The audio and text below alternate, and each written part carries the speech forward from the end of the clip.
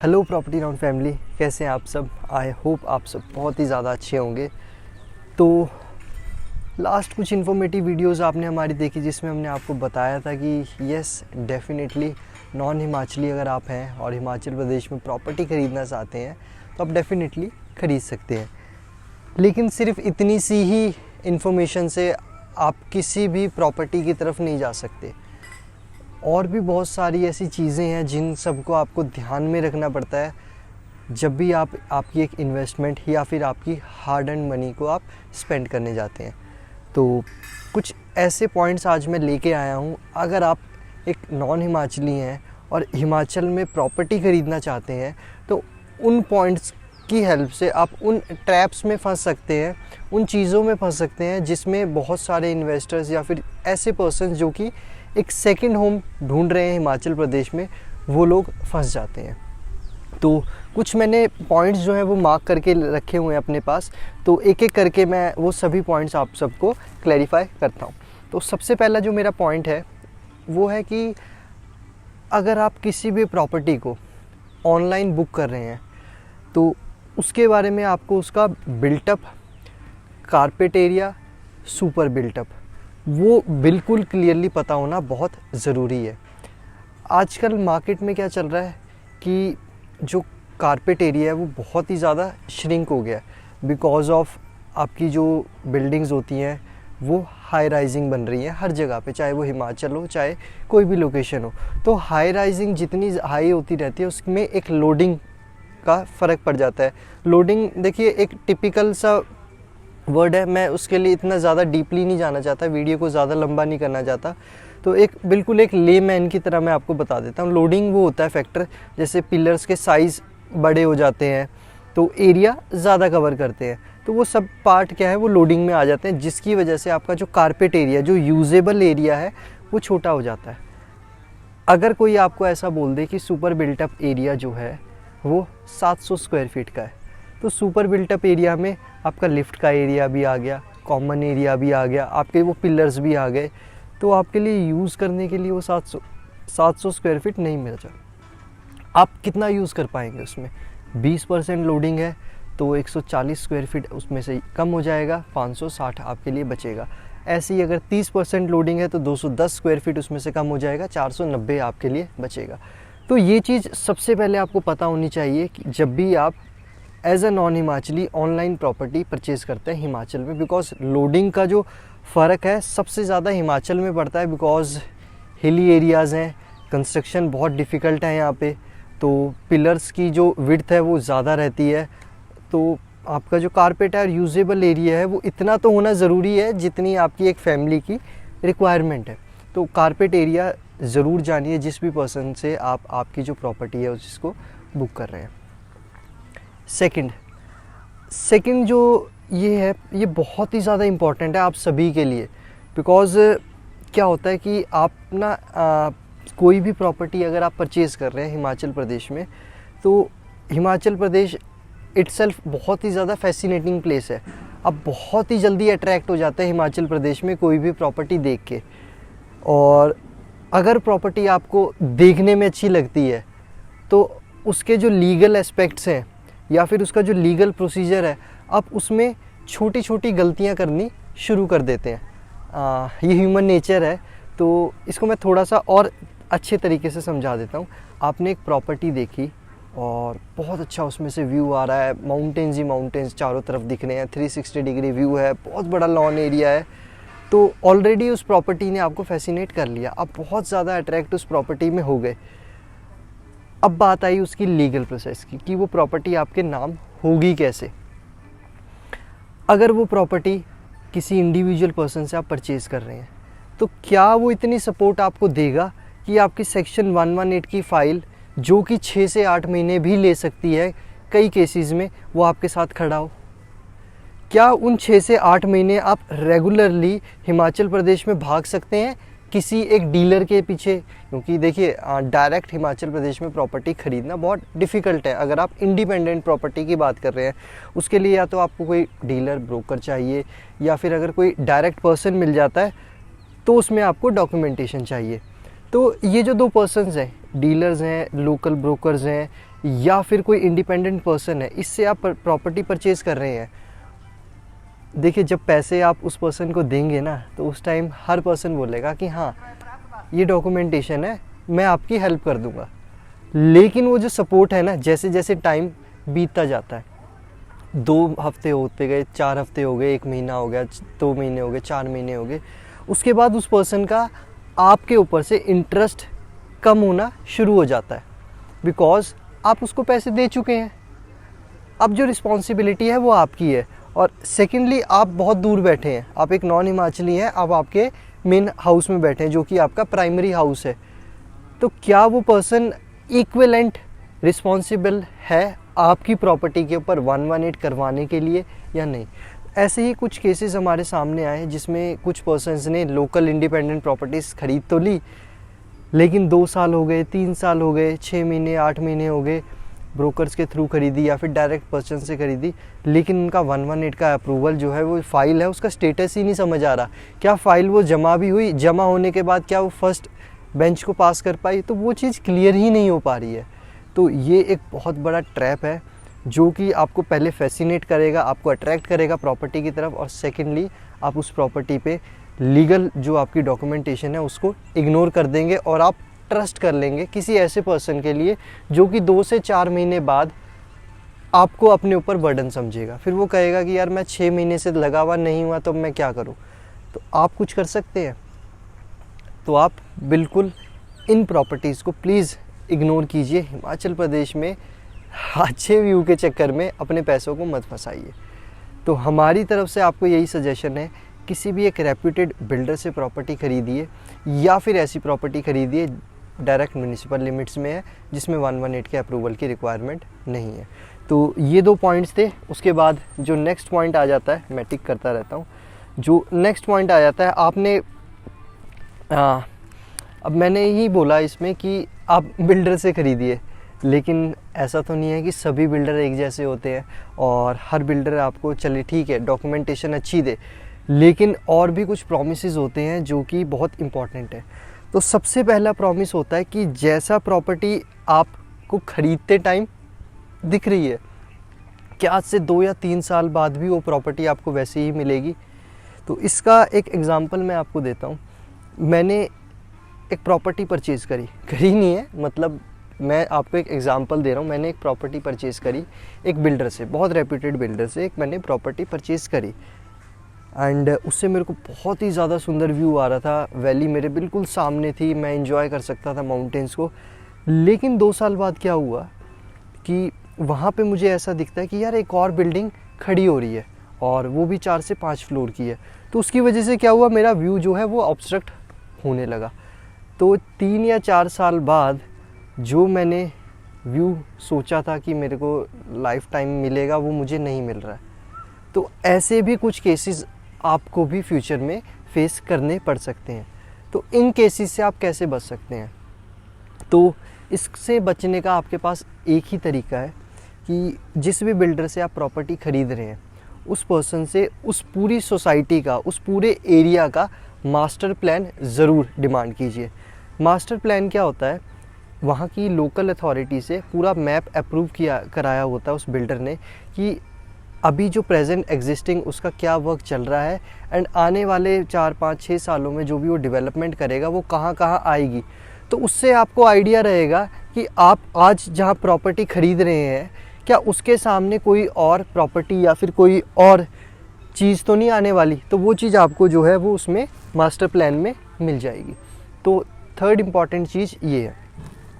तो master plan आप ज़रूर डिमांड कीजिए। अगर आप रेरा डिमांड कर रहे हैं, रेरा की बहुत इंपॉर्टेंस है हिमाचल प्रदेश में। अगर आप प्रॉपर्टी परचेज़ कर रहे हैं, कहीं भी परचेज़ कर रहे हैं, अगर रेरा अप्रूव्ड है तो थोड़ी सी सेफ्टी इंक्रीज़ हो जाती है, बिकॉज हमारी जो गवर्नमेंट है वो उसमें भी इन्वॉल्व हो जाती है।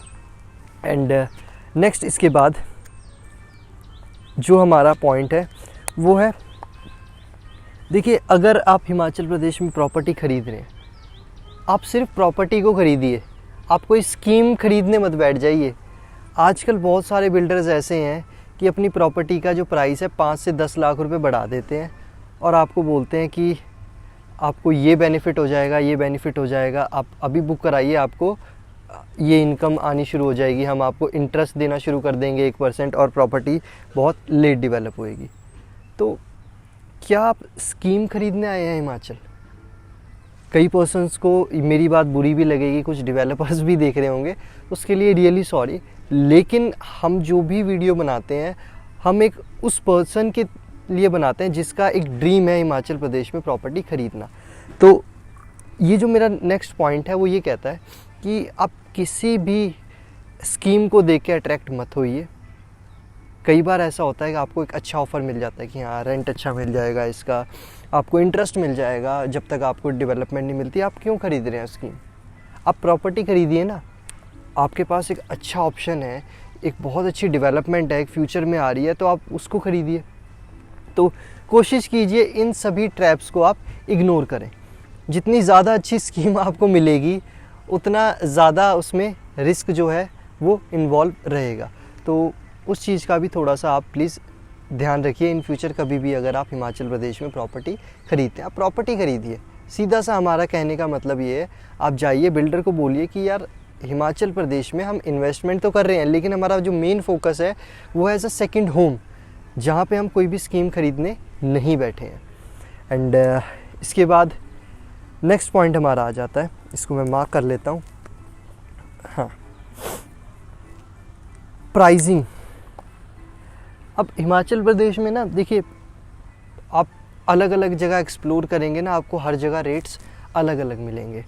एंड सच में बहुत ज़्यादा डाइवर्सिटीज़ है हिमाचल प्रदेश में प्रॉपर्टीज़ की, और हर जगह जो प्राइजेज़ हैं वो भी बहुत ज़्यादा डिफरेंट है। तो आप कैसे जान सकते हैं कि किस प्रॉपर्टी पे आपका जो प्राइस है अच्छा मिल रहा है? तो उसके लिए भी हमने एक सॉल्यूशन निकाला है। हमारी प्रॉपर्टी राउंड की टीम ने एक बहुत अच्छी हाई लेवल मीटिंग्स की हैं, जितने भी बिल्डर्स के साथ हम एसोसिएटेड हैं उन सभी के साथ, और उनसे एक ऐसा प्राइस आप सभी के लिए लेके ऑलरेडी रख लिया है जो कि आपको बहुत सारी नेगोशिएशन करनी पड़ेगी। देखिए बिल्डर कर तो देगा, लेकिन आपको बहुत सारी नेगोशिएशंस करनी पड़ेंगी और बहुत सारा टाइम स्पेंड करना पड़ेगा उस प्राइस तक आने के लिए। और कई बार ऐसा भी होता है, कई पर्सन्स नहीं, नेगोशिएशन पावर किसी की अच्छी नहीं होती, तो उस केस में वो प्रॉपर्टी को हायर प्राइस पे भी ख़रीद लेता है। एंड उस चीज़ का सॉल्यूशन हम आपके लिए लेके आए हैं। अगर आप किसी प्रॉपर्टी का एक्चुअल मार्केट रेट और बेस्ट रेट जानना चाहते हैं तो हमारी कंसल्टेंसी टीम आपके लिए अवेलेबल है। आप हमसे कंसल्ट कीजिए, आप यूनिट बताइए कौन सा यूनिट ख़रीदना चाहते हैं, किस प्रोजेक्ट के साथ वो यूनिट अवेलेबल है। अगर हम उस प्रोजेक्ट के साथ एसोसिएटेड हैं और उसका हमने कोटेशन ली हुई है, जो भी बेस्ट प्राइस है वो हम आपको प्रोवाइड करवा सकते हैं, चाहे आप कंपेयर भी क्यों ना कर लीजिए, ठीक है। एंड सेकंड चीज़ एक और प्राइसिंग के रिगार्डिंग ही आती है कि हर जो डेवलपर्स होते हैं ना, सबका सेल करने का तरीका अलग होता है। कई डेवलपर्स होते हैं वो कहते हैं कि हमें डिस्काउंट नहीं देना। अगर कोई यूनिट पे उसकी कॉस्टिंग 35 लाख रुपए आई है और उस पर 2 लाख रुपए वो कमाना चाहता है, तो वो कहता है मैं 37 लाख रुपीज़ फाइनल प्राइस रखूँगा। और ऐसे ही कुछ डेवलपर्स होते हैं वो कहते हैं कि यार हायर डिस्काउंट हायर अट्रैक्ट करता है, तो 40 लाख की चीज़ को 50 लाख का बोल के आपको 5% डिस्काउंट 10% डिस्काउंट दे के वो प्रॉपर्टी सेल कर देते हैं। तो आप डिस्काउंटिंग रेट के हिसाब से आप किसी भी प्रॉपर्टी को प्लीज़ जज मत कीजिए। अगर कोई प्रोजेक्ट आपको 15 से 16% 20% डिस्काउंट दे रहा है, तो वो आपको सिर्फ अट्रैक्ट करने के लिए पहले उस चीज़ का प्राइस बढ़ाया गया, फिर उसके ऊपर डिस्काउंट दिया गया। तो उन चीज़ों को आप थोड़ा सा इग्नोर कीजिए। हर प्रोजेक्ट की, हर डेवलपर की सेल्स एंड मार्केटिंग स्ट्रेटेजी बिल्कुल डिफरेंट होती है। आप कंपेयर नहीं कर सकते कि वो प्रोजेक्ट आपको 15% डिस्काउंट दे रहा है और ये प्रोजेक्ट आपको सिर्फ 5 या 7% डिस्काउंट दे रहा है या 2% डिस्काउंट दे रहा है। तो प्लीज़ उस चीज़ को भी कंपेयर मत कीजिए। और ये भी एक टाइप के आपको ऐसे चीज़ें हैं जिसमें ट्रैप्स हैं, जिसमें आप फंस सकते हैं। एंड इसके बाद नेक्स्ट पॉइंट हमारा आ जाता है बैकग्राउंड ऑफ द बिल्डर, कि अगर जिस बिल्डर से आप प्रॉपर्टी खरीद रहे हैं उसका बैकग्राउंड क्या है, वो कहाँ से आया है। अब आजकल हिमाचल प्रदेश में बहुत ज़्यादा दौड़ लगी है, बहुत सारे बिल्डर्स आने लगे हैं नए। यार हिमाचल में तो बड़ी जल्दी प्रॉपर्टी बिकती है, बहुत ज़्यादा प्रॉफिट होता है, तो वो भी मार्केट में कंपटीशन देने के लिए आ जाते हैं। लेकिन अभी तक की हमारी जो रिसर्च है वो यही कहती है कि जो बिल्डर ऑलरेडी हिमाचल में कुछ अच्छी डिलीवरीज कर चुका है, आप पहले उसके साथ जाइए। नया डेवलपर्स है, डेफिनेटली कुछ अच्छे प्लान्स के साथ आया होगा, लेकिन जो पुराने डेवलपर्स हैं उनको पता है कि किस तरीके से यहाँ पे कंस्ट्रक्शन की जाती है, क्या चीज़ें अच्छी रहती हैं, एक लाइफ लॉन्ग स्ट्रक्चर में कौन कौन सी चीज़ें इंपॉर्टेंट हैं और कौन कौन सी ऐसी चीज़ें हैं जिनको एक प्रोजेक्ट में से एलिमिनेट करना चाहिए हिमाचल के लिए। बिकॉज हिमाचल की रियल एस्टेट और आपके उन एरियाज़ में जहाँ पे प्लेन एरियाज़ हैं उनकी रियल एस्टेट 100% डिफरेंट है।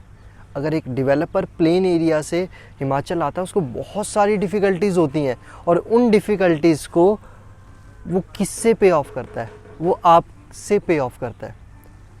इन केस ऑफ प्राइस ज़्यादा चार्ज कर सकता है आपसे, एज़ प्रॉमिस जो उसने आपसे किया था वो शायद डिलीवर ना कर पाए, तो बहुत सारी चीज़ें उसमें होती हैं। तो बैकग्राउंड बिल्डर का जानना बहुत ही ज़्यादा ज़रूरी है। इन केस आप नहीं कर पा रहे हैं तो हमारी कंसल्टेंसी टीम है, एक बहुत ही ज़्यादा नॉमिनल अमाउंट में आपके लिए सभी रिसर्च और फाइंडिंग्स हमारी टीम जो है वो कर सकती है। इसके बाद लास्ट पॉइंट है, वैसे पॉइंट्स बहुत सारे हैं, अगर आप पर्सनली डिस्कस करना चाहते हैं तो हमारी कंसल्टेंसी टीम हमारे पास अवेलेबल है, उनके साथ पर्सनली आप कॉल करके व्हाट्सएप करके इंटरेक्ट कर सकते हैं। तो मेजर जो पॉइंट्स थे वो मैंने आपको बता दिए हैं। एक लास्ट पॉइंट जो है एक ट्रैप से बचने के लिए, वो क्या है कि आप हिमाचल प्रदेश में जो प्रॉपर्टी ख़रीद रहे हैं वो ख़रीद रहे हैं फॉर मेंटल पीस। आसपास आपके कोई ज़्यादा क्राउड ना हो, कोई शोर शराबा ना हो, आप इंजॉय कर पाएँ आपकी फैमिली के साथ, आपके लव्ड वंस के साथ अपनी बैल्कनी में बैठ के। लेकिन वो मज़ा कब ख़राब हो जाता है? जब आप किसी ऐसे प्रोजेक्ट में प्रॉपर्टी परचेज़ कर लेते हैं कि वहाँ पे कंस्ट्रक्शन चलती जा रही है। तो देखिए, कंस्ट्रक्शन डेफिनेट सी बात है, वो कोई भी बिल्डर है उसको कंस्ट्रक्शन को करेगा, लेकिन किस प्लेस पे वो हो रही है आपको ये पता होना ज़रूरी है कि कितने टेन्योर तक वो कंस्ट्रक्शन चल रही है। अब ऐसा नहीं होना चाहिए कि आज आपने प्रॉपर्टी ख़रीदी, आप शिफ्ट हो गए इस प्रॉपर्टी में और अगले 10 साल तक वो बिल्डर के ट्रक निकलते हुए जा रहे हैं आपके घर के पीछे से, आपके सामने से, पूरे टाइम कंस्ट्रक्शन की नॉइज़ आपके कानों में जा रही है। तो कैसे एंजॉय कर पाएंगे आप हिमाचल प्रदेश की प्रॉपर्टी को? तो कोशिश कीजिए कि इन सारी चीज़ों को ऑलरेडी गैदर कर लीजिए और समझ जाइए कि किस तरीके से आपको प्रॉपर्टी परचेज़ करनी चाहिए और आपका पर्पस क्या है। अगर आपका पर्पस सिर्फ इन्वेस्टमेंट है तो आप इन सारी चीज़ों को इग्नोर भी कर सकते हैं एक पॉइंट ऑफ टाइम तक के लिए। लेकिन अगर आपका पर्पस हिमाचल प्रदेश में एक पीसफुल लाइफ, एक ऐसी टाइम स्पेंड करने के लिए जो कि आपकी और आपकी फैमिली की लाइफ के लिए बहुत ही ज़्यादा अच्छा हो और आपकी हेल्थ के लिए भी बहुत अच्छा हो, तो इन सारी चीज़ों को प्लीज़ ध्यान में रखिए। ये काइंड ऑफ ट्रैप्स हैं जो कि आपको नुकसान दे सकते हैं। तो वीडियो बहुत ज़्यादा लंबी हो गई, उसके so sorry, but I hope आपको वीडियो इन्फॉर्मेटिव ज़रूर लगी होगी और कई पर्सन जो सच में इस इन्फॉर्मेशन को जानना चाहते थे उनको वीडियो अच्छी भी लगी होगी। तो प्लीज़ इस वीडियो को लाइक ज़रूर कीजिएगा एंड हमारे चैनल को सब्सक्राइब कर लीजिए। बहुत सारे अलग अलग डाउट्स आप सभी के जो हमें आते हैं, मैं सभी कुछ क्लियर करने वाला हूँ हमारी नेक्स्ट वीडियोज़ में। एंड मिलते हैं हमारी नेक्स्ट वीडियो में। जो हमारा बेल नोटिफिकेशन आइकन है उसको पुश ज़रूर कर लीजिएगा, आपको नोटिफिकेशन टाइमली मिल जाएगी। तो चलिए मिलते हैं हमारे नेक्स्ट वीडियो में। Thank you so much for connecting.